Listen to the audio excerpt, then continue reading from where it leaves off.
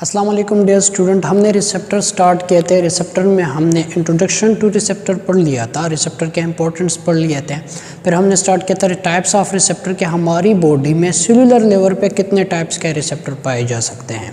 तो हमने क्या कहा था कि सेलुलर लेवल पे दो जगहों पे रिसेप्टर पाए जा सकते हैं, एक सेल मेम्ब्रेन पे, एक within the cell cytoplasm and nucleus में। तो हमने क्या कहा था कि जो सेल मेम्ब्रेन के रिसेप्टर होते हैं वो बहुत ही इंपॉर्टेंट होते हैं क्योंकि वो मोस्टली ज़्यादा टाइप्स के होते हैं, तो वो हम बेसिकली डिटेल से डिस्कस करेंगे। तो हमने क्या कहा था कि सेल मेम्ब्रेन पे कुछ रिसेप्टर पाए जाते हैं जो कि 7 पास रिसेप्टर होते हैं, कुछ रिसेप्टर पाए जाते हैं जो कि 1 पास रिसेप्टर होते हैं।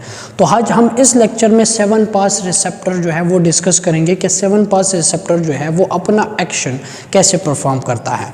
तो हमने क्या कहा था कि 7 पास रिसेप्टर को हम जी प्रोटीन कपल्ड रिसेप्टर भी कहते हैं, और जी प्रोटीन कपल्ड रिसेप्टर किसी भी हमारी बॉडी में 3 किस्म के पाए जा सकते हैं। एक को हम कहते हैं GS, एक को हम कहते हैं GI, एक को हम कहते हैं GQ। तो आज हम ये तीनों डिस्कस करेंगे कि GI कैसे अपना एक्शन परफॉर्म करता है, GS कैसे अपना एक्शन परफॉर्म करता है, और GQ कैसे अपना बायोलॉजिकल एक्शन परफॉर्म करता है। तो इस डायग्राम में मैंने तीनों रिसेप्टर बनाया है। फर्स्ट वाला ये है, ये क्या है, ये 7 पास रिसेप्टर है। तो मैंने क्या कहा था कि इस रिसेप्टर को हम 7 पास रिसेप्टर क्यों कहते हैं, क्योंकि ये मेम्ब्रेन को 7 बारी क्रॉस करती है, 1 2 3 4 5 6 7, तो 7 बारी क्रॉस कर रही है। दैट्स वाई हम इसे क्या कहते हैं, 7 पास रिसेप्टर। हम इसे सर्पेंटाइन रिसेप्टर भी कहते हैं। क्यों कहते हैं ये भी डिस्कस किया था कि इसकी जो शक्ल होती है तो वो सांप की तरह का होता है, तो दैट्स वाई हम इसे क्या कहते हैं, सर्पेंटाइन रिसेप्टर। अब ये जो 7 पास रिसेप्टर, इसे हम जी प्रोटीन कपल्ड रिसेप्टर भी कहते हैं। ये हमने प्रीवियस लेक्चर में भी डिस्कस किया था, यहाँ पे भी डिटेल से डिस्कस करेंगे कि इसके इंटरनल डोमेन के साथ एक प्रोटीन अटैच होता है। जब ये एक्टिवेट होता है, जब ये फंक्शन परफॉर्म करता है, उस प्रोटीन का क्या नाम है, जी प्रोटीन। उस प्रोटीन का क्या नाम है, जी प्रोटीन। तो वो प्रोटीन इसके साथ अटैच होता है और उसी प्रोटीन, जी प्रोटीन के जरिए अपना एक्शन परफॉर्म करता है। दैट्स वाई हम इसे क्या कहते हैं, जी प्रोटीन कपल्ड रिसेप्टर। तो अब हम डिस्कस करते हैं कि ये वाला जो 7 पास रिसेप्टर है ये कौन सा है। ये हम डिस्कस करेंगे कि ये GS है। ये क्या है, ये GS है। तो जब ये GS है तो ये कैसे अपना एक्शन जो है वो परफॉर्म करता है। तो फर्स्ट GS के लिए क्या है कि यहाँ पे कोई भी हार्मोन आ जाता है। हर एक रिसेप्टर के लिए, हर एक रिसेप्टर के लिए एक हार्मोन आएगा और वो उसे एक्टिवेट करेगा, जिसे इस हार्मोन को या इस केमिकल को हम क्या कहते हैं, जो कि इस रिसेप्टर को एक्टिवेट करता है या इनहिबिट करता है। इस हार्मोन को हम क्या कहते हैं, लाइगेंड। इसे हम क्या कहते हैं, लाइगेंड कहते हैं। फॉर एग्जांपल यहाँ पे वो लाइगेंड क्या है, वो एक हार्मोन है। तो ये हार्मोन आ गया और ये इस रिसेप्टर के साथ अटैच हो गया। तो मैंने क्या कहा था कि इस रिसेप्टर के 2 डोमेन होता है। एक होता है एक्स्ट्रा सेलुलर डोमेन जो कि सेल मेम्ब्रेन से बाहर होता है, एक होता है इंट्रा सेलुलर डोमेन जो कि सेल मेम्ब्रेन के अंदर होता है। अब जो एक्स्ट्रा सेलुलर डोमेन होता है ये बेसिकली होता है हार्मोन के लिए, इसके साथ हार्मोन ने अटैच होना होता है। अब जैसे ही कोई हार्मोन आ जाता है वो इस रिसेप्टर के साथ अटैच हो जाता है, तो क्या बना लेता है, हार्मोन और रिसेप्टर इकट्ठे हो गए हैं, कंबाइन हो गए हैं, तो ये एक कॉम्प्लेक्स बना लेता है जिसमें हार्मोन और रिसेप्टर होता है। इस कॉम्प्लेक्स को हम कहते हैं, जब हार्मोन और रिसेप्टर इकट्ठे हो जाएं, that is called hormone receptor complex. इसे हम क्या कहते हैं, हार्मोन रिसेप्टर कॉम्प्लेक्स।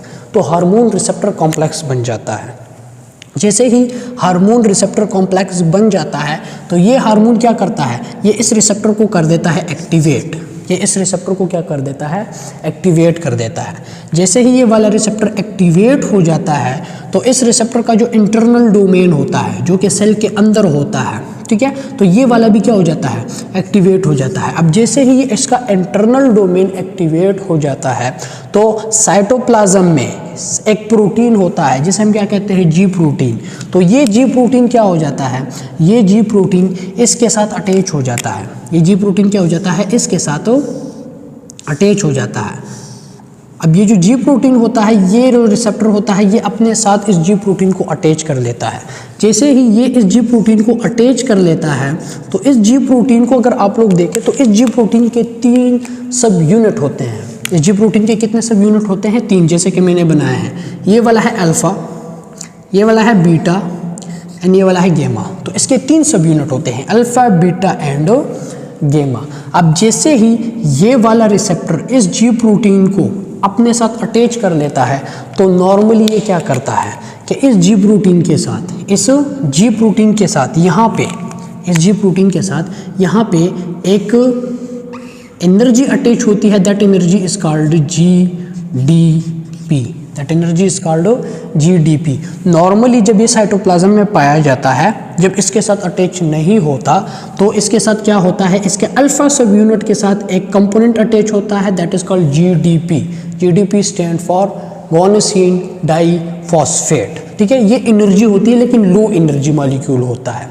ये जो GDP होता है ये लो एनर्जी मॉलिक्यूल होता है। अब ये GDP इसे प्रॉपर एनर्जी नहीं दे सकती, तो ये वाला जो प्रोटीन होता है ये वीक होता है। ये क्या होता है, थोड़ा सा वीक होता है। अब जैसे ही ये रिसेप्टर एक्टिवेट हो जाता है तो ये इस प्रोटीन को अपने साथ अटैच कर लेता है।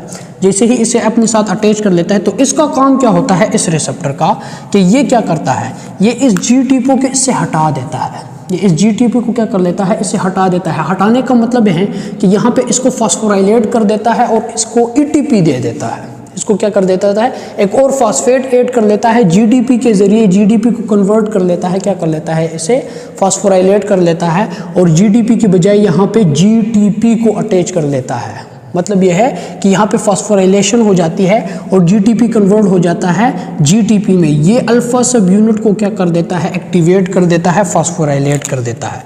अब जैसे ही ये इसके साथ अटैच हो गया तो इसने क्या कर दिया, इसने इसको क्या कर दिया कि इसके अल्फा सब यूनिट के साथ, इसके जो अल्फा सब यूनिट है, अल्फा बीटा एंड गामा, तो इसके अल्फा सब यूनिट के साथ क्या अटैच कर लिया, GTP।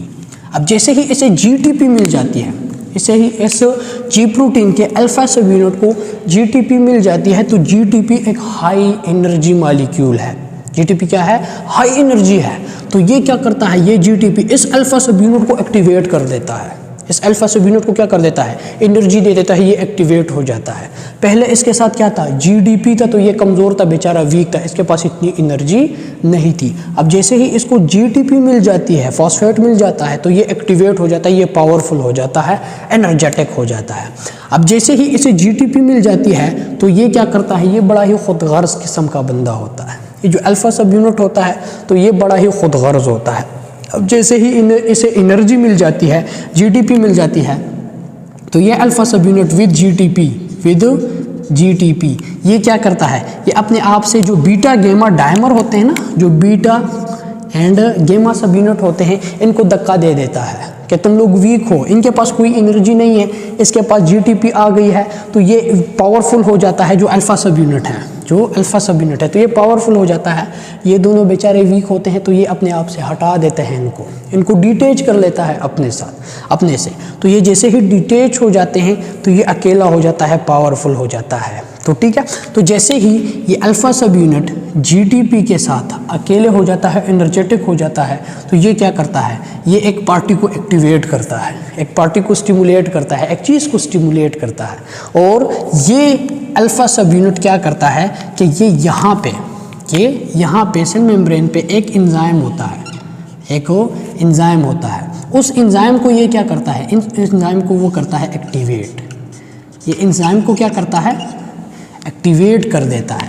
उस एंजाइम का नाम है जो कि alpha sub unit with GTP activate करता है। उस एंजाइम को alpha sub unit with GTP उस एंजाइम को एक्टिवेट करता है सेल मेम्ब्रेन पे। उस एंजाइम का नाम है एडिनालाइल साइक्लेज। उस एंजाइम का क्या नाम है, एडिनालाइल साइक्लेज। अब जैसे ही alpha sub unit with GTP इस एडिनालाइल साइक्लेज को एक्टिवेट कर देता है, तो ये वाला एडिनालाइल साइक्लेज एक्टिवेट हो जाता है। अब जैसे ही ये एडिनालाइल साइक्लेज एक्टिवेट हो जाता है तो इसका काम क्या होता है, इसका ही बड़ा ज़बरदस्त काम होता है। ठीक है, अब ये क्या करता है, ये एडिनालाइल साइक्लेज, जैसे ही एडिनालाइल साइक्लेज एक्टिवेट हो गया तो साइटोप्लाज्म में क्या होता है, एबंडेंट अमाउंट में ATPs होते हैं। क्या होते हैं, ATPs होते हैं। तो ये क्या करता है, ये और कुछ नहीं करता, ये जस्ट ATP को कन्वर्ट करता है किस चीज़ में, ATP को कन्वर्ट करता है किस चीज़ में, साइक्लिक AMP में करता है। तो ये क्या करता है, जैसे ही एडिनालाइल साइक्लेज एक्टिवेट हुआ, एडिनालाइल साइक्लेज ने क्या किया, कन्वर्ट कर दिया। क्या कर दिया, कन्वर्ट कर दिया। किस चीज़ को कन्वर्ट किया, ATP को कन्वर्ट कर दिया इनटू साइक्लिक AMP। तो इंट्रासेलुलरली साइक्लिक AMP बन जाती है। जैसे ही साइक्लिक AMP बन जाती है तो साइक्लिक AMP का काम क्या होता है कि साइक्लिक AMP यहाँ पे साइटोप्लाज्म में एक एंजाइम को एक्टिवेट करता है, that enzyme is called protein kinase A। जैसे ही प्रोटीन काइनेज क्या हो जाता है, प्रोटीन काइनेज A एक्टिवेट हो जाता है। ये क्या हो जाता है, एक्टिवेट हो जाता है। तो प्रोटीन काइनेज A का काम क्या होता है, प्रोटीन काइनेज A सेल में 4 काम परफॉर्म करता है। प्रोटीन काइनेज A सेल में कितने काम परफॉर्म करता है, 4 काम परफॉर्म करता है। बेसिकली 3 बेसिक फंक्शन होते हैं इसके, एक जो होता है वो अल्टरनेटिव फंक्शन होता है। अब पहला जो इसका काम होता है ये क्या करता है, ये एंजाइम को एक्टिवेट करता है। ये क्या करता है, एंजाइम को एक्टिवेट करता है। सेकंड जो इसका काम होता है वो होता है जीन्स को एक्टिवेट करता है। क्या करता है, जीन्स को एक्टिवेट करता है। थर्ड जो इसका काम होता है that is permeability of membrane को इंक्रीज करता है। परमिएबिलिटी ऑफ मेम्ब्रेन की परमिएबिलिटी को इंक्रीज करता है। अब चौथा जो इसका फंक्शन होता है वो परमिएबिलिटी से ही रिलेटेड है। अब यहाँ पे फॉर एग्जांपल इस प्रोटीन काइनेज A ने क्या किया है, इस प्रोटीन काइनेज A ने यहाँ पे एक चैनल को ओपन किया है, that channel is called calcium channel, that is called calcium channel. अब कैल्शियम चैनल को जैसे ही इसने ओपन कर लिया है तो बाहर से अंदर आ गया है कैल्शियम, बाहर से अंदर क्या आ गया है, कैल्शियम आ गया है। अब जैसे ही कैल्शियम अंदर आ जाता है तो कैल्शियम क्या करता है, सेल को इलेक्ट्रिकली पॉजिटिव करता है, सेल में कॉन्ट्रैक्शन स्टार्ट कर देता है, सेल को एक्टिव कर लेता है। सेकंड, अब जैसे ही कैल्शियम अंदर आ जाता है, अब अगर ये कैल्शियम, ये जो सेल है ये सिक्रीटरी सेल है। सिक्रीटरी मेन ये हार्मोनल सेल है जो कि क्या करता है, हार्मोन को सिक्रीट करता है। अब हार्मोन होते हैं या फिर न्यूरोट्रांसमीटर न्यूरोनल सेल है जिसके नर्व एंडिंग में वेजिकल में क्या स्टोर है, वेजिकल में हार्मोन स्टोर है, न्यूरोट्रांसमीटर स्टोर है। तो अगर यहाँ पे क्या है, यहाँ पे है एक वेजिकल, यहाँ पे क्या है, एक वेजिकल है जिसमें क्या स्टोर है, जिसमें या हार्मोन स्टोर है, क्या स्टोर है, हार्मोन है या न्यूरो ट्रांसमीटर है, ट्रांसमीटर स्टोर। तो जैसे ही कैल्शियम अंदर आ जाता है तो कैल्शियम का काम क्या होता है, वो इस वेजिकल में जो स्टोर हार्मोन होते हैं उसको क्या करते हैं, उसको रिलीज करते हैं, उसे क्या करते हैं, रिलीज कर देते हैं। तो ये परमिएबिलिटी जितनी ज़्यादा इंक्रीज हो जाएगी कैल्शियम उतना ही ज़्यादा अंदर आएगा, सोडियम अंदर आएगा, सोडियम अंदर आएगा, कैल्शियम अंदर आएगा तो पहले तो सेल इलेक्ट्रिकली एक्टिव हो जाएगा, इलेक्ट्रिकली क्या हो जाएगा, एक्टिव हो जाएगा। सेकंड, कैल्शियम अंदर आता है, अगर ये सिक्रीटरी सेल है, ये न्यूरोट्रांसमीटर रिलीज करता है नर्व एंडिंग से, अगर ये हार्मोन सिक्रीट करता है, स्टोर हार्मोन जो होता है वेजिकल में, तो कैल्शियम का काम क्या होता है कि वो उस वेजिकल में स्टोर हार्मोन न्यूरोट्रांसमीटर को रिलीज कराता है। अगर ये कैल्शियम नहीं आता तो ये रिलीज नहीं होंगे। तो चौथा काम इसका क्या है जो कि अल्टरनेटिव काम है, परमिएबिलिटी से रिलेटेड है, that is vesicular material release. It's mean कि ये चौथा काम जो परफॉर्म करता है दैट इज वेजिकल रिलीज। ठीक है, अब 4 काम हो गए हैं। First, enzyme activation. अब जब ये जितने ज़्यादा एंजाइम को एक्टिवेट करेंगे तो एंजाइम का काम क्या होता है, मेटाबॉलिज्म को इंक्रीज करना। क्या काम होता है, एंजाइम को, मेटाबॉलिज्म को इंक्रीज करना। अब अगर एंजाइम एक्टिवेट हो गया है तो एंजाइम से जो फंक्शन परफॉर्म होगा that is metabolism, that is metabolism तेज हो, इंक्रीज हो जाएगी। जीन्स को एक्टिवेट करेंगे तो डीएनए आरएनए एक्टिवेट होगा तो क्या बनेगा, प्रोटीन सिंथेसिस। तो जितने ज़्यादा जीन्स एक्टिवेट होंगे तो प्रोटीन सिंथेसिस क्या हो जाएगी, प्रोटीन सिंथेसिस क्या हो जाएगी, इंक्रीज हो जाएगी। अब परमिएबिलिटी जितनी ज़्यादा इंक्रीज हो गई तो सेल इलेक्ट्रिकली क्या हो जाएगा, इलेक्ट्रिकली सेल एक्टिव हो जाएगा,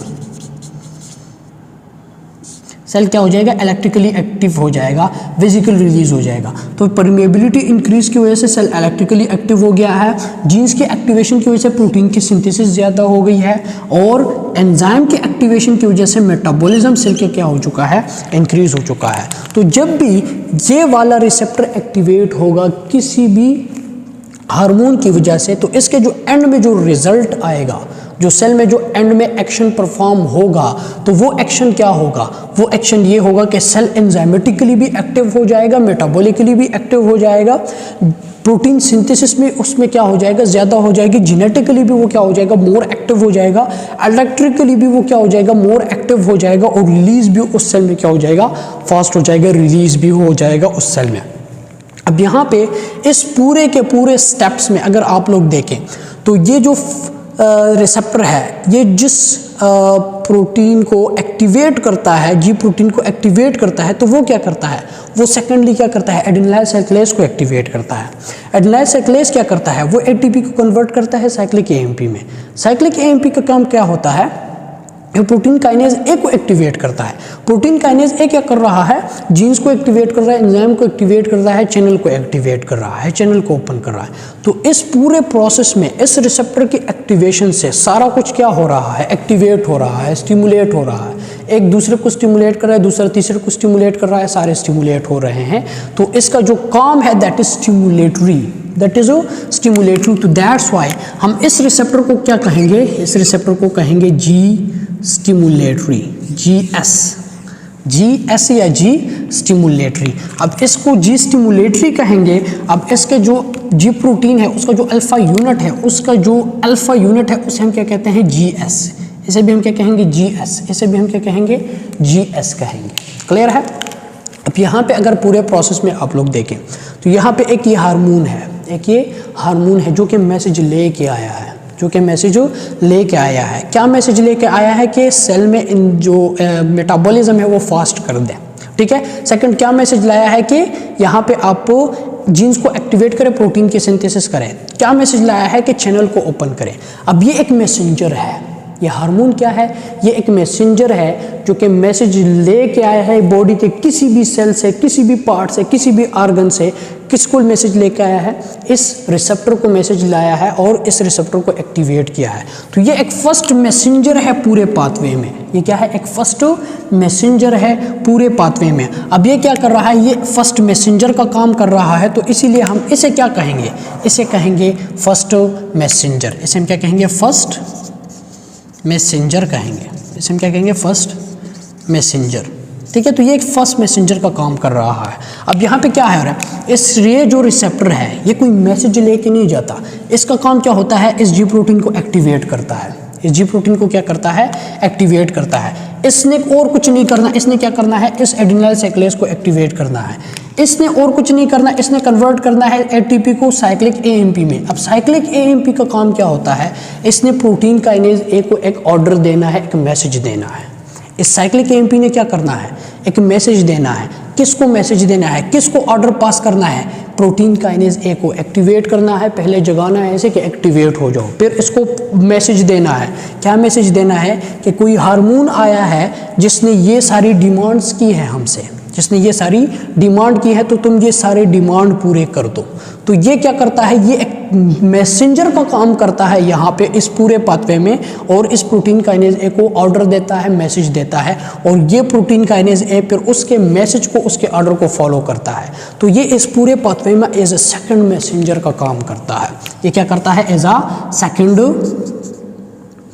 ये एज अ सेकंड मैसेंजर काम करता है, सेकंड मैसेंजर का काम करता है, ठीक है। अब जैसे ही ये सेकंड मैसेंजर एक्टिवेट हो जाता है तो ये प्रोटीन काइनेज ए को मैसेज देता है। अब इस जीएस के पूरे पाथवे में दो मैसेंजर काम करते हैं। एक फर्स्ट मैसेंजर जो कि लाइगेंड हो सकता है कोई भी, एक सेकंड मैसेंजर जो कि साइक्लिक एएमपी हो सकता है, साइक्लिक एएमपी होता है। क्लियर है। अब पूरा पाथवे हो गया कंप्लीट, पूरा पाथवे क्या हो गया, कंप्लीट हो गया। अब जैसे ही ये पूरी पाथवे कंप्लीट हो जाती है, एक्शन ख़त्म हो जाता है पूरा का पूरा, ये सारा कुछ स्टॉप हो जाता है। इसने जो मैसेज लाया था वो वाला एक्शन परफॉर्म हो चुका है। तो ये सारी चीज़ें क्या होंगी, ये सारी चीज़ें रिवर्स होंगी। इन सारी चीज़ों का एक्शन परमानेंटली नहीं होना चाहिए, वरना मेरा सेल हर टाइम एक्टिव होता। जब ज़रूरत होती है तो ये एक्टिव हो जाता है, जब ज़रूरत नहीं होती तो इस हार्मोन का जो एक्शन है वो ख़त्म हो जाए तो ये हार्मोन क्या हो जाएगा, ये डिग्रेड हो जाएगा, डिटैच हो जाएगा, तो ये रिसेप्टर डीएक्टिवेट हो जाएगा।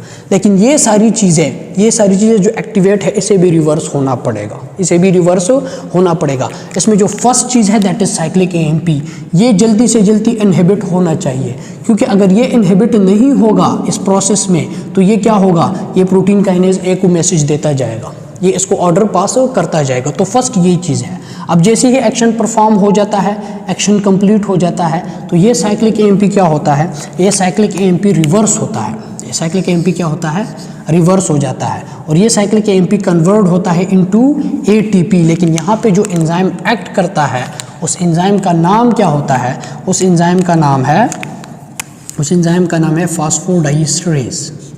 फॉस्फोडाइएस्टरेज, ये फॉस्फोडाइएस्टरेज इस साइक्लिक एएमपी पे एक्ट करता है और इस साइक्लिक एएमपी को क्या करता है, कन्वर्ट कर देता है। कन्वर्ट कर देता है किस चीज़ में कन्वर्ट करता है, एटीपी में। तो जैसे ही साइक्लिक एएमपी दोबारा एटीपी में कन्वर्ट हो जाती है तो एटीपी क्या होता है, एटीपी पर फंक्शनलेस होता है। अब एटीपी में तो ये कन्वर्ट हो गई, लेकिन एटीपी को साइक्लिक एएमपी में कन्वर्ट करने वाली चीज़ कौन सी है, that is adenylyl cyclase, that is adenylyl cyclase. अब ये भी इनहिबिट होना चाहिए आफ्टर कंप्लीशन दिस वर्क, ठीक है। ये सारा फंक्शन परफॉर्म हो गया तो ये भी क्या होना चाहिए, ये भी इनहिबिट होना चाहिए। लेकिन इसको एक्टिवेट करने वाली चीज़ कौन सी है, that is GS, that is alpha S। इसे इनहिबिट होना चाहिए। अगर ये इनहिबिट होगा तभी ये क्या होगा, ये अल्टीमेटली इनहिबिट हो जाएगा। तो जैसे ही पूरा एक्शन परफॉर्म हो जाता है तो यहाँ पे ये अल्फा सब यूनिट पे यहाँ पे एक एंजाइम होता है, यहाँ पे क्या होता है, एक एंजाइम होता है। उस एंजाइम का क्या नाम होता है, यहाँ पे एक एंजाइम होता है, इस एंजाइम का नाम होता है GTPase, ठीक है। अब ये GTPase क्या करता है, जैसे ही एक्शन परफॉर्म हो जाता है ये इस GTP को क्या कर देता है, इस GTP को ब्रेक कर देता है। इसमें से जो एक फॉस्फेट होता है ये रिमूव कर लेता है। जैसे ही GTPase के ज़रिए ये GTP जो है ये इसमें से एक फॉस्फेट रिमूव हो जाता है तो ये GTP कन्वर्ट हो जाती है किस चीज़ में, ये GTP कन्वर्ट हो जाती है इनटू, फॉर एग्जांपल ये अल्फ़ा यूनिट है, इसमें से GTP क्या हो गई, GTP हट गई, GTPase के ज़रिए कन्वर्ट हो गई किस चीज़ में, GTDP में। अब जैसे ही ये GDP हो जाता है तो इसको पावर किसने दिया था, GTP ने दिया था। इसको पावर किसने दिया था, GTP ने दिया था। अब GTPase ने इससे वो पावर दोबारा से ले ली है, ठीक है। तो जैसे ही वो दोबारा से ले ली है पावर तो ये GTP दोबारा कन्वर्ट हो गया है किस चीज़ में, GDP में। GDP में जैसे ही कन्वर्ट हो जाता है तो ये अल्फा सब यूनिट दोबारा वीक हो जाता है। जैसे ये दोबारा वीक हो जाता है तो ये अपने दोस्तों को दोबारा रिक्वेस्ट करता है कि प्लीज़ मेरे साथ क्या हो जाए, कंबाइन हो जाए, मैं वीक हो गया हूँ, दोबारा आपकी पार्टी में आ गया हूँ। तो ये दोबारा इसके साथ क्या हो जाता है, इसके साथ अटैच हो जाता है और क्या बना लेता है, G प्रोटीन बना लेता है with GDP, weak G protein, ठीक है। अब जैसे ही ये प्रोटीन बन जाता है, ये ऐसा है जैसे कि पहले इसके पास पैसे आ गए हैं, अमीर हो गया है तो इसने अपने गरीब दोस्तों को छोड़ दिया है। अब जैसे ही ये दोबारा वीक हो जाता है, जो पैसे इसने लिए थे, कमाए थे, GTP जो इसने प्रोड्यूस की थी, इसके साथ इसको किसी ने अटैच करके दी थी GS रिसेप्टर ने, तो वो सारी GTP जा चुकी है। अब इससे वो पैसे जा चुके हैं तो ये वीक हो गया है, दोबारा अपने गरीब दोस्तों के पास आ चुका है। तो ये जैसे ही दोबारा G प्रोटीन बन जाता है तो ये क्या हो जाता है, ये ख़त्म हो जाता है। तो एडिनाइल साइक्लेज को एक्टिवेट करने वाली कोई चीज़ ना रही। तो एडिनाइल साइक्लेज को जैसे ही एक्टिवेट करने वाली कोई चीज़ ना रही तो एडिनाइल साइक्लेज भी इनहिबिट हो जाता है, और एडिनाइल साइक्लेज इनहिबिट हो जाता है तो ATP साइक्लिक AMP में कन्वर्ट नहीं होगी, साइक्लिक AMP नहीं बनेगी तो ये एक्शन स्टॉप हो जाएगा। जो साइक्लिक AMP बन चुकी थी पहले वो क्या हो गई है, वो दोबारा ATP में कन्वर्ट हो गई है बाय फॉस्फोडाइएस्टरेज, और ATP जो है वो फिर फंक्शनलेस है, वो ये फंक्शन परफॉर्म नहीं कर सकती। तो ये सारा जो स्टेप्स थे ये सारे के सारे ये किसके थे, ये GS के थे। ये क्या थे, GS के थे। सेकंड है GI, सेकंड क्या है, GI। अब इस डायग्राम में आप देखें तो ये क्या है, ये है GI, ये क्या है, ये है GI। अब GI का भी सेम मैकेनिज्म है, एक है एक्सटर्नल डोमेन, एक है इंटरनल डोमेन। एक्सटर्नल डोमेन के साथ क्या अटैच होगा, कोई भी हार्मोन अटैच होगा। सेम हार्मोन अटैच हो गया, क्या बना, हार्मोन रिसेप्टर कॉम्प्लेक्स बना। जैसे ही हार्मोन रिसेप्टर कॉम्प्लेक्स बना तो ये वाला रिसेप्टर क्या हो गया, एक्टिवेट हो गया। इसका जो इंटरनल डोमेन है ये क्या हो गया, एक्टिवेट हो गया। जैसे ही ये एक्टिवेट हो गया तो इसने क्या किया, अपने साथ G प्रोटीन को अटैच कर लिया with alpha, beta and gamma सब यूनिट। जैसे ही इसके साथ ये अटैच हो गया तो ये जैसे ही इसने अपने साथ अटैच कर लिया तो इसको कन्वर्ट कर दिया किस चीज़ में, इसको एक्टिवेट कर दिया। कैसे एक्टिवेट किया कि इसके साथ जो अल्फ़ा सब यूनिट है, अल्फ़ा सब यूनिट के साथ जो GTP थी उस GTP को कन्वर्ट कर दिया किस चीज़ में, GTP पी में। जैसे ही इसको GTP मिल जाती है तो ये अल्फा सब यूनिट हो जाता है एक्टिवेट। जैसे ही ये अल्फा सब यूनिट एक्टिवेट हो जाता है विद GTP तो अल्फा सब यूनिट क्या कर देता है, अपने आप से ये बीटा एंड गामा डायमर हटा देता है और इसके साथ क्या होती है, GTP होती है। ये क्या करता है, अब ये वाला अल्फा सब यूनिट जब बन जाता है विद GTP, सेम मैकेनिज्म है, हार्मोन रिसेप्टर कॉम्प्लेक्स बना, रिसेप्टर एक्टिवेट हुआ, उसने अपने साथ G प्रोटीन को अटैच कर लिया, G प्रोटीन को एक्टिवेट कर लिया, अल्फा सब यूनिट के साथ GTP को अटैच कर लिया। ठीक है, अब अल्फा सब यूनिट एक्टिवेट हो गया। अब वहाँ पे जो अल्फा सब यूनिट एक्टिवेट हुआ था उसने क्या किया था, एडेनिलाइल साइक्लेज को एक्टिवेट किया था, अब यहाँ पे ये जो अल्फा सब यूनिट एक्टिवेट होगा, ये अल्फा सब यूनिट क्या करता है, ये इस एडेनिलाइल साइक्लेज को एक्टिवेट करने की बजाय इसे इनहिबिट करता है। इसे क्या करता है, इनहिबिट करता है। अब जैसे ही ये वाला इनहिबिट होगा तो एडेनिलाइल साइक्लेज क्या हो जाएगा, स्टॉप हो जाएगा, उसका जो एक्शन है वो ख़त्म हो जाएगा। जब एडेनिलाइल साइक्लेज एक्टिवेट नहीं होगा तो ATP साइक्लिक AMP में कन्वर्ट नहीं होगी। जब साइक्लिक AMP बनेगा नहीं तो प्रोटीन काइनेज एक्टिवेट नहीं होगा। जब प्रोटीन काइनेज एक्टिवेट नहीं होगा तो ये सारे फंक्शन नहीं होंगे। अब यहाँ पे ये वाला रिसेप्टर क्या कर रहा है, ये वाले रिसेप्टर जब एक्टिवेट हो रहा है तो ये इस एडेनिलाइल साइक्लेज को इनहिबिट कर रहा है, पूरे पाथवे को स्टॉप कर रहा है, पूरे पाथवे को इनहिबिट कर रहा है। दैट्स वाई हम इस रिसेप्टर को क्या कहते हैं, इस रिसेप्टर को हम कहते हैं GI रिसेप्टर। इसे हम क्या कहते हैं, GI receptor, G inhibitory receptor. ये क्या है, ये G इनहिबिटरी रिसेप्टर है। ठीक है, लास्ट वन वो है GQ रिसेप्टर। वो क्या है, GQ रिसेप्टर। मैकेनिज्म सारा पूरा स्टार्ट में सेम है कि यहाँ पे क्या है, हार्मोन आएगा, हार्मोन इसके साथ अटैच होगा तो क्या बनेगा, हार्मोन रिसेप्टर कॉम्प्लेक्स बनेगा। जैसे ही हार्मोन रिसेप्टर कॉम्प्लेक्स बन जाएगा, ये रिसेप्टर क्या हो जाएगा, ये एक्टिवेट हो जाएगा। जैसे ही ये एक्टिवेट हो जाएगा तो यहाँ पे जो G प्रोटीन होता है, यहाँ पे जो G प्रोटीन होता है with alpha, beta and gamma dimer, ठीक है, तो ये क्या करता है, ये अपने साथ इस G प्रोटीन को अटैच कर लेता है। सेम जैसे ये अटैच हो जाता है तो ये क्या करता है, ये इसके अल्फा सब यूनिट से GDP हटा देता है, इसके साथ क्या अटैच कर लेता है, यहाँ पे जो GDP थी, GDP को कन्वर्ट करता है किस चीज़ में, GTP में। जैसे ही ये GTP इसके साथ अटैच हो जाती है तो ये अल्फा सब यूनिट हो जाता है एक्टिवेट।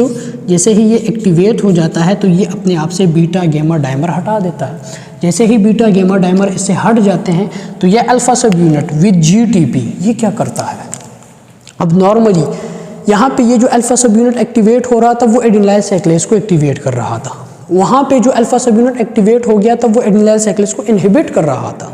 अब ये भी सेम G प्रोटीन है लेकिन ये दोनों काम नहीं करता, ये दोनों ही काम नहीं करता, ये अपनी मनमानी करता है, ये अपनी ही मनमानी करता है। ये क्या करता है, ये चला जाता है और ये यहाँ पे सेल मेम्ब्रेन में एक एंजाइम होता है, उस एंजाइम का नाम है फॉस्फोलाइपेज C। उस एंजाइम का क्या नाम है, phospholipase C, PLC, phospholipase C। ये इस एंजाइम को एक्टिवेट कर देता है, इस एंजाइम को क्या करता है, एक्टिवेट करता है। ये एडेनिलाइल साइक्लेज को एक्टिवेट या इनहिबिट नहीं करता, ये सेल मेम्ब्रेन पे एक और किस्म के एंजाइम को एक्टिवेट करता है, that enzyme is called phospholipase C। अब जैसे ही फॉस्फोलाइपेज C एक्टिवेट हो जाता है तो फॉस्फोलाइपेज C का काम क्या होता है, फॉस्फोलाइपेज C क्या करता है, ये फॉस्फोलाइपेज C यहाँ पे सेल मेम्ब्रेन में फॉस्फोलिपिड होते हैं, उस फॉस्फोलिपिड को, अब ये क्या है, ये है फॉस्फोलिपिड, ये क्या है, फॉस्फोलिपिड है। फॉस्फोलिपिड को ये क्या करता है, फॉस्फोलिपिड को ब्रेक करता है, फॉस्फोलाइपेज है, लाइपेज मीन ब्रेकिंग एंजाइम, ठीक है। तो ये फॉस्फोलाइपेज है, तो फॉस्फोलाइपेज क्या करता है, इस फॉस्फोलिपिड को ब्रेक करता है। फॉस्फोलिपिड क्या है, फैट है विद इन द सेल, तो ये इस फॉस्फोलिपिड को ब्रेक करता है। ब्रेक जैसे ही हो जाते हैं तो ये फॉस्फोलिपिड किस चीज़ में ब्रेक होता है, ये फॉस्फोलिपिड दो चीज़ों में ब्रेक होता है, दो चीज़ों में। एक को हम कहते हैं IP3, एक को हम क्या कहते हैं, IP3 आइनोसिटोल ट्राइफॉस्फेट, एक को हम कहते हैं DAG stand for di acyl glycerol, ठीक है। तो ये फॉस्फोलिपिड को ब्रेक करता है, दो चीज़ों में ब्रेक करता है। किस चीज़ में ब्रेक करता है? IP3 and DAG। तो फॉस्फोलाइपेज सी ने क्या किया? फॉस्फोलाइपेज सी ने फॉस्फोलिपिड पे एक्ट कर लिया, क्या कर लिया? एक्ट कर लिया और उसको क्या कर दिया? ब्रेक कर दिया। क्या कर दिया? ब्रेक कर दिया। किस चीज़ में? एक IP3 में और दूसरा DAG में इस फॉस्फोलिपिड को ब्रेक कर दिया। जैसे ही IP3 बन जाता है तो IP3 का काम क्या होता है? IP3 का बड़ा ही इंटरेस्टिंग काम होता है। IP3 का चला जाता है, IP3 चला जाता है एंडोप्लाज्मिक रेटिकुलम पे। क्या कर लेता है? एंडोप्लाज्मिक रेटिकुलम से रिलीज कर देता है किस चीज़ को? कैल्शियम को। कैल्शियम को रिलीज कर देता है। अब यहाँ पे क्या है? एंडोप्लाज्मिक रेटिकुलम है, ठीक है। यहाँ पे क्या है? एंडोप्लाज्मिक रेटिकुलम है। ये IP3 क्या करता है? ये IP3 इस एंडोप्लाज्मिक रेटिकुलम पे एक्ट करता है और एंडोप्लाज्मिक रेटिकुलम में से क्या कर लेता है? रिलीज कर लेता है। किस चीज़ को रिलीज करता है? कैल्शियम को। किस चीज़ को रिलीज करता है? कैल्शियम को रिलीज करता है। क्यों? क्योंकि एंडोप्लाज्मिक रेटिकुलम में एबंडेंट अमाउंट में कैल्शियम पाया जाता है। क्या पाया जाता है? एबंडेंट अमाउंट में कैल्शियम पाया जाता है। अब जैसे ही एंडोप्लाज्मिक रेटिकुलम से कैल्शियम रिलीज हो जाता है तो कैल्शियम क्या कर लेता है? कैल्शियम यहाँ पे एक प्रोटीन होता है that is called calmodulin, that is called calmodulin. तो कैल्शियम इस कैल्मोडुलिन के साथ अटैच हो जाता है और क्या बना लेता है? कॉम्प्लेक्स बना लेता है। क्या बना लेता है? कॉम्प्लेक्स बना लेता है। तो कैल्शियम कैल्मोडुलिन कॉम्प्लेक्स बन जाता है। जैसे ही कैल्शियम कैल्मोडुलिन कॉम्प्लेक्स बन जाता है तो ये कैल्शियम कैल्मोडुलिन कॉम्प्लेक्स का काम क्या होता है कि ये यहाँ पे एक एंजाइम को एक्टिवेट करता है। That enzyme is called came kinase, that is called came kinase enzyme. Came kinase enzyme क्या हो जाता है? ये एक्टिवेट हो जाता है। ये केम काइनेज एंजाइम क्या हो जाता है? एक्टिवेट हो जाता है। ये केम काइनेज एंजाइम जैसे ही एक्टिवेट हो जाता है तो केम काइनेज एंजाइम क्या करता है? केम काइनेज एंजाइम यहाँ पे एक और एंजाइम को एक्टिवेट करता है। That enzyme is called protein kinase C, that is called protein kinase C. जैसे ही प्रोटीन काइनेज सी एक्टिवेट हो जाता है तो प्रोटीन काइनेज सी का काम क्या होता है? प्रोटीन काइनेज सी का काम क्या होता है? प्रोटीन काइनेज सी के भी यही चार काम होते हैं। एक ये, दूसरा ये, तीसरा ये, चौथा ये। तो प्रोटीन काइनेज ए के भी क्या काम होते हैं? यही चारों काम होते हैं। एंजाइम को एक्टिवेट करेगा, जीन्स को एक्टिवेट करेगा, परमेबिलिटी को इंक्रीज करेगा एंड वेसिकल में से रिलीज करेगा जो भी कंपोनेंट स्टोर होते हैं किसी भी सेल में। अब ये जो DAG भाई साहब है, ये जो DAG बने थे फॉस्फोलिपिड के ब्रेकडाउन से, तो ये DAG क्या करता है? ये DAG डायरेक्टली एक्टिवेट करता है। ये इतनी लॉन्ग प्रोसेस के साथ नहीं जाता, ये इतने लॉन्ग प्रोसेस को इख्तियार नहीं करता। ये डायरेक्टली क्या करता है? इसको एक्टिवेट करता है। प्रोटीन काइनेज सी को ये क्या करता है? डायरेक्टली एक्टिवेट करता है। ये डायरेक्टली इसे एक्टिवेट कर देता है। अब ये जो प्रोटीन काइनेज सी है ये दो तरीकों से एक्टिवेट हो रहा है। एक IP3 जिसने क्या किया? एंडोप्लाज्मिक रेटिकुलम पे एक्ट कर लिया, एंडोप्लाज्मिक रेटिकुलम से कैल्शियम को रिलीज कर लिया। कैल्शियम क्या हुआ? कैल्मोडुलिन के साथ मिलके कैल्शियम कैल्मोडुलिन कॉम्प्लेक्स बनाया। कैल्शियम कैल्मोडुलिन कॉम्प्लेक्स जैसे ही बन गया उसने कैल्शियम कैल्मोडुलिन प्रोटीन काइनेज एंजाइम को एक्टिवेट कर लिया। कैल्शियम केम काइनेज जैसे ही एक्टिवेट हुआ उसने क्या किया? प्रोटीन काइनेज सी को एक्टिवेट किया। प्रोटीन काइनेज सी ने यही चार फंक्शन परफॉर्म किए जो कि प्रोटीन काइनेज ए के थे, ठीक है। सेकंड DAG की तरफ भी ये एक्टिवेट होता है। DAG ने क्या किया? जैसे ही फॉस्फोलिपिड से DAG बना, DAG ने क्या किया? प्रोटीन काइनेज ए को डायरेक्टली एक्टिवेट कर दिया, इतने लंबे रास्ते से नहीं गया। तो प्रोटीन काइनेज ए दो तरीकों से एक्टिवेट हो गया, उसने ये चारों फंक्शन परफॉर्म कर लिए। अब यहाँ पे देखिए मैंने क्या कहा था कि ये GS जब एक्टिवेट होगा तो ये इन चारों काम को एक्टिवेट करेगा। GI जब एक्टिवेट होगा तो वो इन चारों काम को इनहिबिट करेगा। अब ये भी G प्रोटीन है, ये भी अल्फा सब यूनिट है, सारा कुछ है, लेकिन ये ना ही इसे एक्टिवेट कर रहा है ना ही कुछ कर रहा है। एंड में फंक्शन वैसे ही कर रहा है जो कि GS का है, जो कि GS का है। सेम फंक्शन कर रहा है जैसे कि GS कर रहा है, लेकिन ये एक और तरीके से अपना एक्शन परफॉर्म कर रहा है और वो कुछ और तरीके से। तो ये पता नहीं है कि ये ऐसा क्यों कर रहा है। दैट्स वाई हम इस रिसेप्टर को क्या कहते हैं? इस रिसेप्टर को हम कहते हैं GQ। इसे हम क्या कहते हैं? GQ रिसेप्टर कहते हैं। क्लियर है। तो ये तीनों किस्म के 7 पास रिसेप्टर हमारी बॉडी में मुख्तलिफ जगहों पे पाए जाते हैं। अब फॉर एग्जांपल हार्ट में होते हैं, हार्ट में GS भी होता है एंड GI भी होता है, एंड वेसल में GQ भी होता है एंड GS भी होता है। तो ये हमारी बॉडी में हर जगह पे पाए जाते हैं। अब डिपेंड करता है कि वो कौन सा रिसेप्टर है, डिपेंड करता है कि उसके लिए कौन सा हार्मोन आया है। अब हार्मोन अगर इसके लिए है तो ये वाला एक्शन परफॉर्म होगा, अगर हार्मोन इसके लिए है तो ये वाला एक्शन परफॉर्म होगा, अगर हार्मोन इसके लिए है तो ये वाला फंक्शन परफॉर्म होगा। अब यहाँ पे कुछ वो एस्पेक्ट देख लेते हैं जिसकी वजह से इस चीज़ों को अल्टर किया जा सकता है। पहले तो ये है कि अगर हम कुछ ऐसा हार्मोन दे दें जो कि इसके साथ बाइंड हो जाए और इसे मोर एक्टिवेट करे, तो that is agonist of that particular receptor. For example यहाँ पे कोई हार्मोन है तो वो क्या किया, उसने इस रिसेप्टर को एक्टिवेट कर लिया, ठीक है। सेम कोई ऐसा ड्रग्स दे दिया जिसने इस रिसेप्टर के इसके साथ अटैच हो गया और इसको एक्टिवेट कर लिया, तो ये वाला फंक्शन परफॉर्म होगा। अब हम जब चाय पीते हैं, आप लोगों ने देखा होगा, अगर आपको नींद आई है और आप लोग 1 कप चाय पी लेते हैं तो आप लोगों की जो नींद होती है वो टेम्परेरी चली जाती है। कुछ देर के लिए आप लोगों की जो नींद होती है वो उड़ जाती है चाय पीने के साथ। अब क्यों होता ऐसे? क्योंकि चाय में कैफीन होता है। चाय में क्या होता है? कैफीन होता है। उस कैफीन का काम क्या होता है कि वो यहाँ पे साइक्लिक AMP, जब साइक्लिक AMP फॉर एग्जांपल बन जाती है तो वो जब दोबारा कन्वर्ट होती है, जब वो सेल रिलैक्स होता है, अपना एक्शन परफॉर्म कर लेता है, तो फास्फोडाइएस्टरेज एंजाइम इस साइक्लिक AMP को दोबारा क्या करता है? ATP में कन्वर्ट करता है। जब आप चाय पी लेते हैं तो वो चाय क्या करती है, वो चाय यहाँ पे ये जो टी होती है, टी, अगर यहाँ पे ये कप है, ठीक है, जो टी का कप होता है तो वो क्या करता है, वो इस फास्फोडाइएस्टरेज को इनहिबिट कर देता है। जैसे ही फास्फोडाइएस्टरेज इनहिबिट हो जाता है तो वो फास्फोडाइएस्टरेज एक्टिवेट नहीं होगा, साइक्लिक AMP ATP में कन्वर्ट नहीं होगी। जब ATP में वो कन्वर्ट नहीं होगी तो क्या होगा, साइक्लिक AMP रहेगी और आपके न्यूरोनल सेल, आपके सारे सेल एक्टिव रहेंगे। वो क्या रहेंगे? एक्टिव रहेंगे। तो आप लोगों की जो नींद होगी वो ख़त्म हो जाएगी। आप लोगों की नींद क्या हो जाएगी?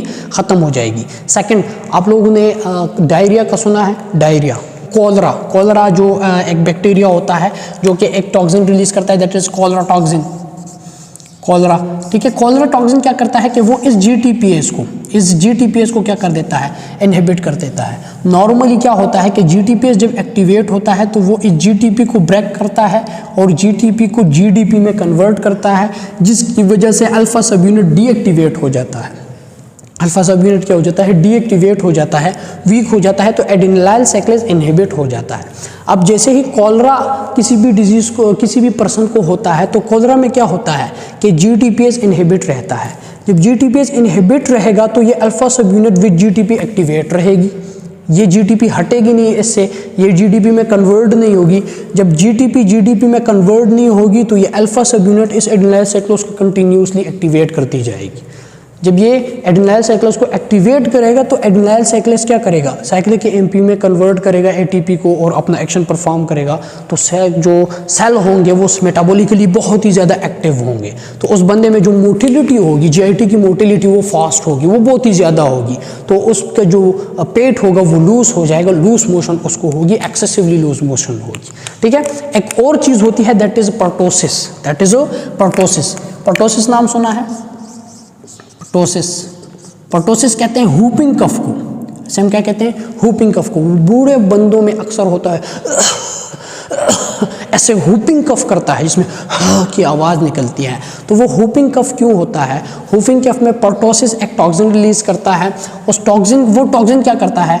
वो इस G प्रोटीन को इनहिबिट करके रखता है। वो इस G प्रोटीन को क्या करके रखता है? इनहिबिट करके रखता है। तो ऑल्दो ये वाला रिसेप्टर एक्टिवेट हो भी जाए, लेकिन ये वाला जो G प्रोटीन है, GI प्रोटीन है, ये इसके साथ अटैच नहीं होगा, ये एक्टिवेट नहीं होगा। जब ये वाला G प्रोटीन एक्टिवेट नहीं होगा तो ये सेल, जो भी सेल है, वो मेटाबॉलिकली 24 घंटे एक्टिव होगा। तो उसमें इनवॉलेंट्री क्या होती है? कफ होती है बंदे को। इनवॉलेंट्री क्या होती है? मूवमेंट होती है उसके रेस्पिरेटरी ब्रोंक्यूल्स की, और क्या होते हैं 24 घंटे उसे हुपिंग कफ होती है। क्लियर है? तो ये कुछ इफेक्ट्स थे, कुछ डिजीज़ थे जिसमें आपके ये सारी चीज़ें अल्टर हो सकती है। इसके अलावा भी यहाँ पे फॉस्फोलाइपेज में pain receptor, pain arachidonic acid pathway हम डिटेल से पढ़ेंगे फार्माकोलॉजी में, जो कि जीक्यू पे बहुत ही इंपॉर्टेंट एक्शन करता है, वो हम वहाँ पे फार्माकोलॉजी में डिटेल से डिस्कस करेंगे। फॉर नाउ ये सारा का सारा था जी प्रोटीन कपल रिसेप्टर के बारे में, GSGI-GQ के बारे में। होपफुली इस लेक्चर से आपको तीनों रिसेप्टर की काफ़ी अच्छे से समझ आ गई होगी। अगर इस लेक्चर में कोई भी क्वेश्चन है तो आप लोग मुझसे पूछ सकते हैं। Thank you so much.